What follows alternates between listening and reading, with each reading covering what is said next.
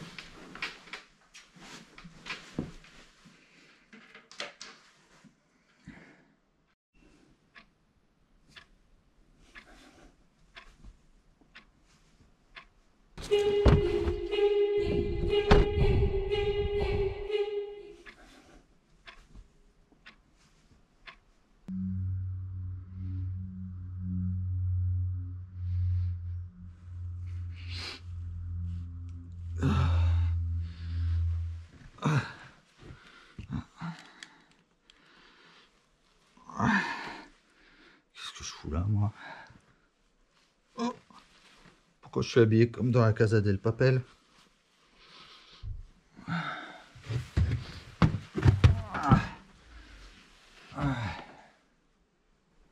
Je suis où là?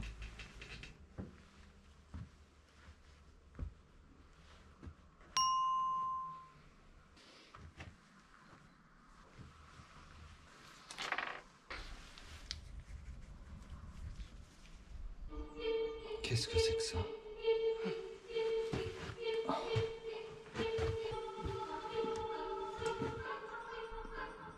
Bienvenue numéro 112. Vous avez été sélectionné pour participer à un jeu. Qu'est-ce que c'est que ce délire? Si vous êtes le grand gagnant de ce jeu, vous repartirez avec la gloire et les honneurs. Et un petit peu d'argent. Et si j'y arrive pas, il va se passer quoi? Mais si vous échouez, votre lot sera détruit par les flammes. Oh.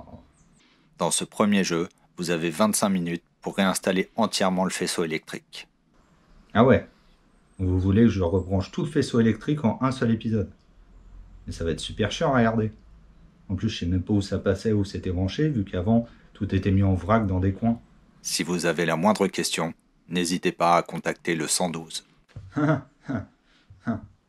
Que le jeu commence.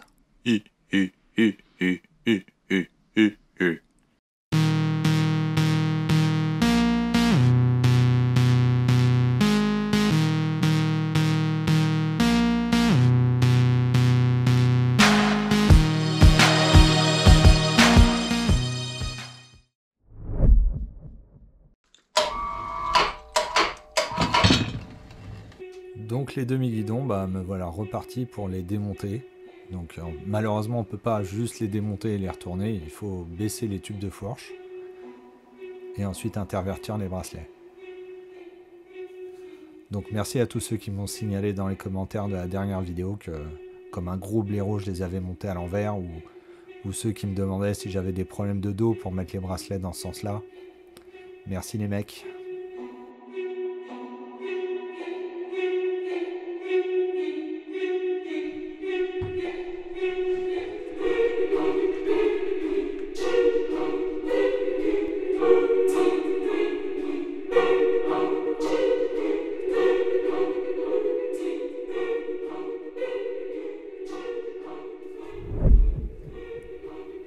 Ah, le cap d'embrayage, une grande histoire.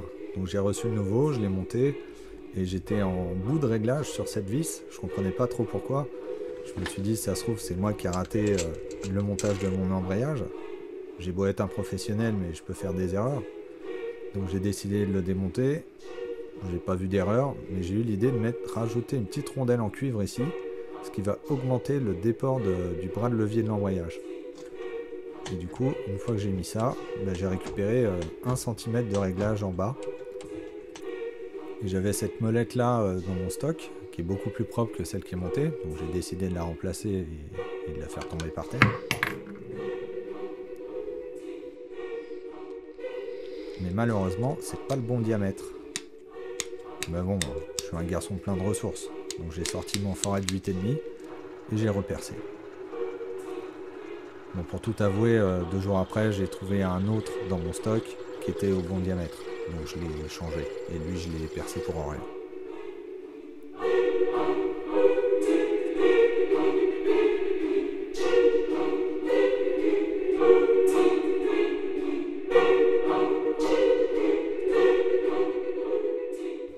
Et maintenant j'ai une garde d'1 cm en bas sur le réglage.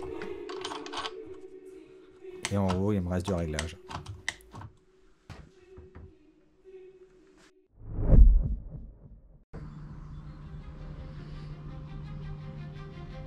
Ça fait 10 minutes que je cherche mon pignon de sortie de boîte. En fait, je l'avais laissé sur l'arbre. Donc, vu que j'ai acheté plusieurs boîtes de vitesse, j'ai plusieurs pignons. Donc, je vais devoir choisir quel est le plus joli. Lui, il est moche, il y a des trous dedans. Par contre, la vis, elle est plus jolie. Donc, je vais récupérer la vis et le pignon ici.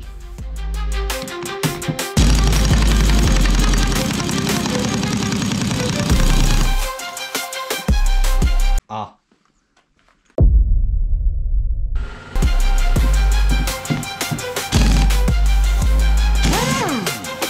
Ha.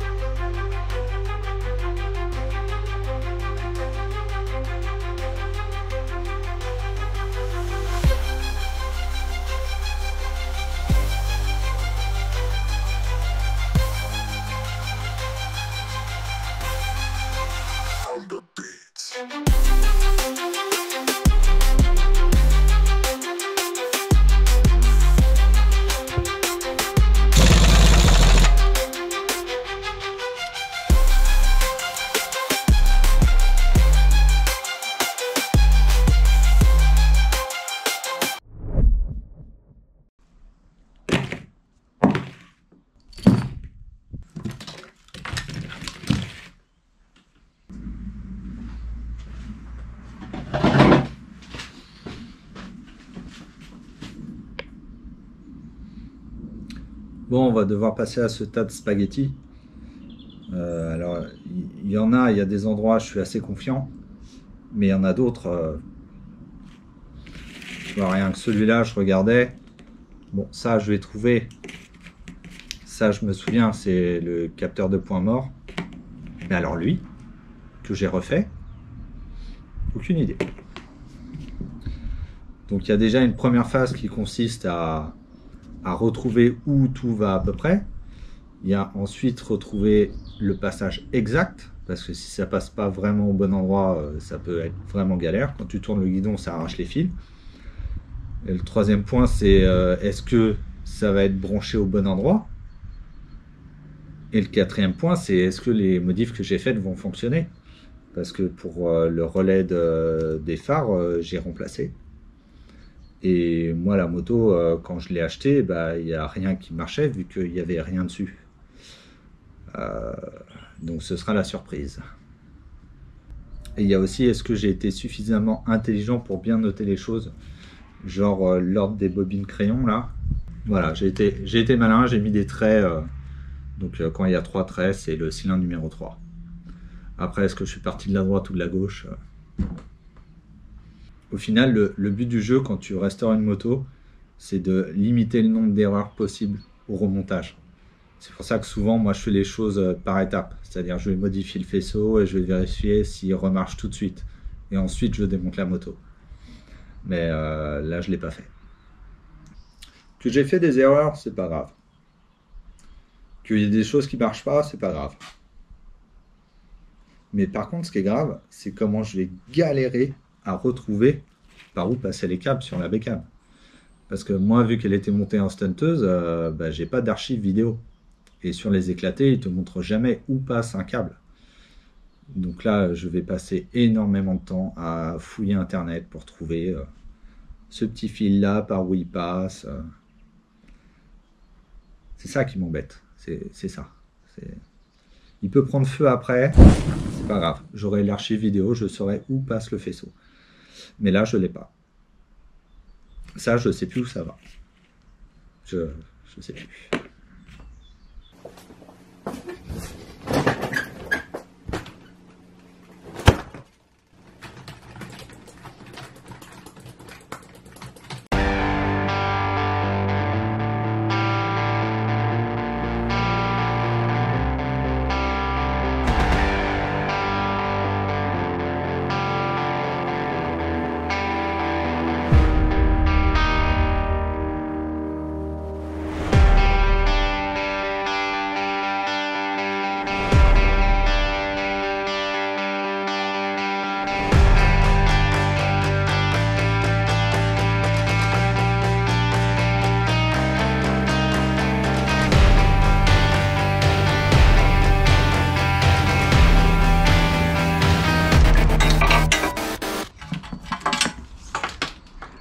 Bon, je dois avoir un souci parce que c'est plus long que la moto, là. On va aller prendre l'apéro d'abord.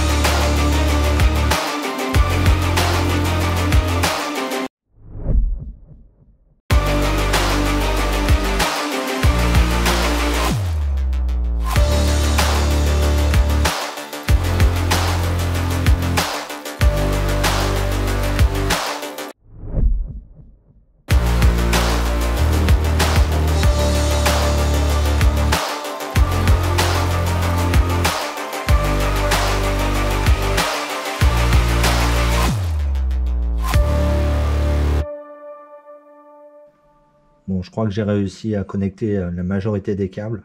Enfin, tous ceux qui se baladaient sur le moteur en tout cas.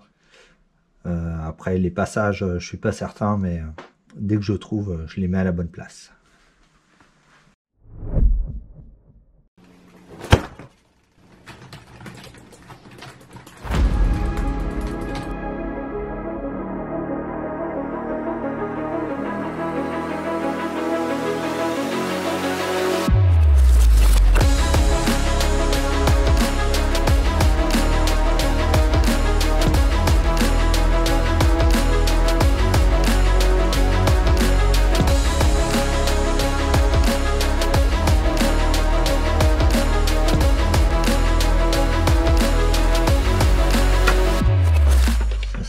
Quoi ça? Ah, j'ai donc le combiné pompe à essence, filtre à essence, durée d'essence.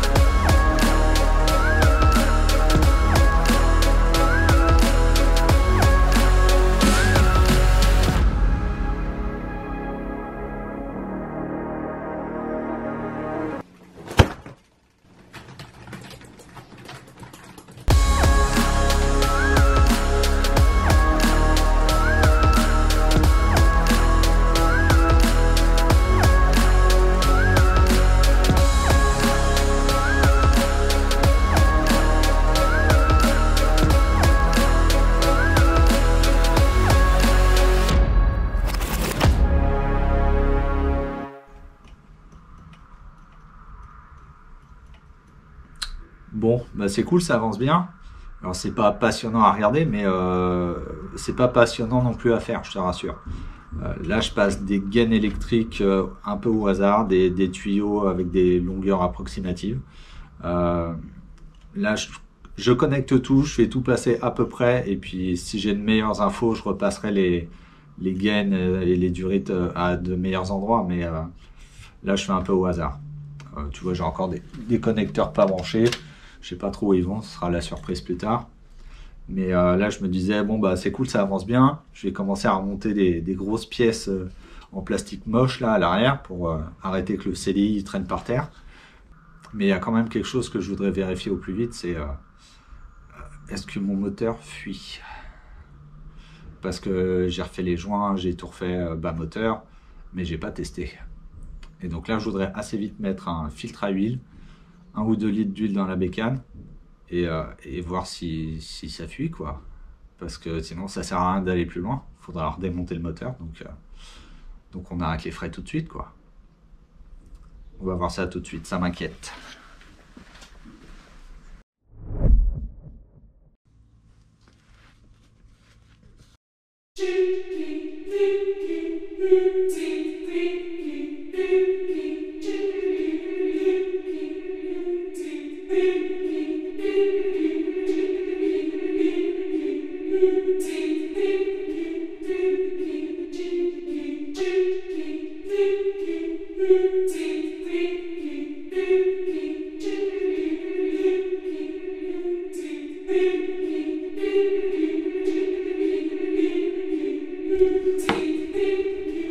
Alors c'est une huile bas de gamme que je mets, hein. C'est une huile Super U premier prix.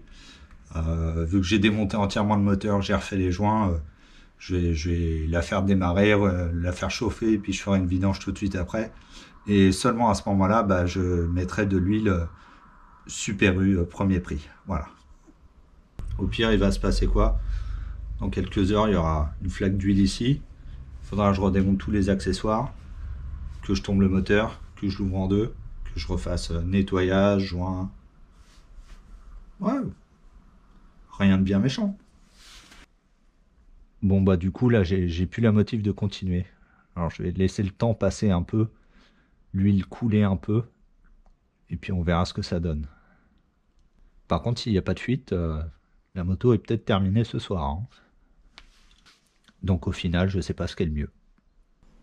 Et c'est marrant, tu sais, quand tu es à ce point-là et que tu te rappelles de trucs que tu as fait, ou au moment où tu l'as fait, tu te dis « Oh, c'est pas grave ». Bah, à ce moment-là, c'est grave. Et pendant que tu le fais, c'est pas grave. Par exemple, ce moment-là.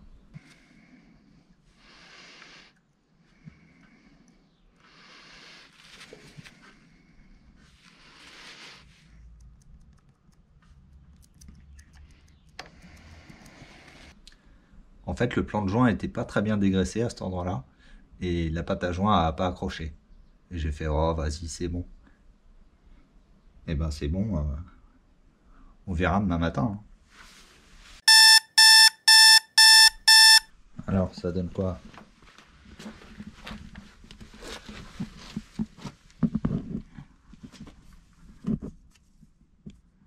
Même pas une goutte sur le bouchon, ouais.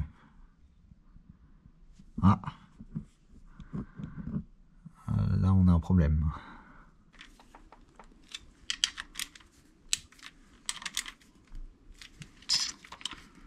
Bien serré quand même. Bon, on va pas faire comme si on n'avait rien vu, mais on va essuyer et puis attendre de voir si ça continue de couler. Des fois, c'est le temps que le papier s'imbibe. Et puis sinon, bah, faudra redémonter le carter. Enfin, si c'est que ça, c'est pas grave.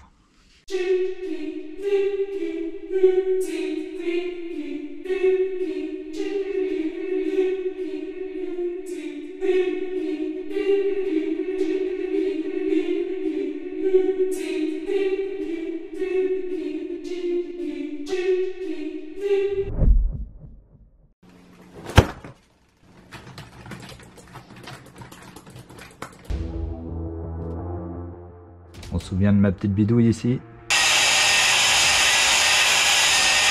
Donc faut pas que j'oublie de mettre la rondelle.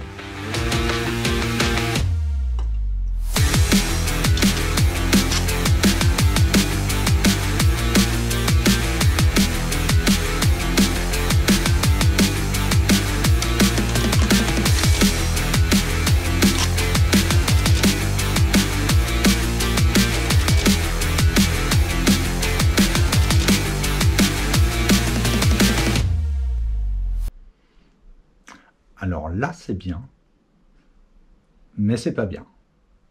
Je te montre. Donc le souci, c'est que c'est pas aligné. Quand on se met bien en face de la moto, on voit que ce truc-là, il se barre carrément par là.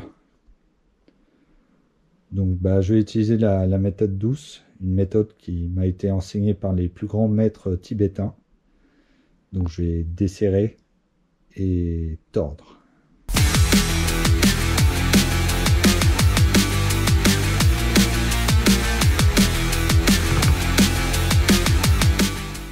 Oh bah oui, c'est même trop. Parce que ça, je te jure que ça doit être une bonne galère quand c'est tordu. Impossible d'aligner les carénages. Ça a l'air pas mal. Ouais, j'ai un laser dans l'œil. On serre, on verrouille.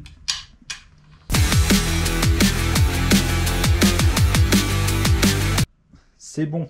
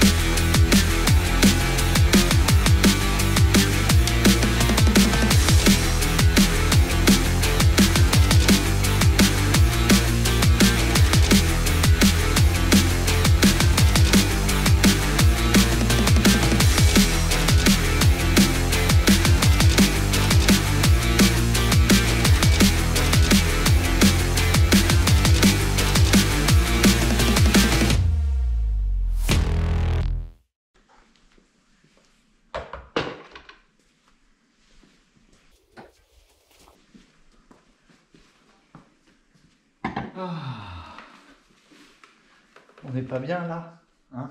Allez. Santé.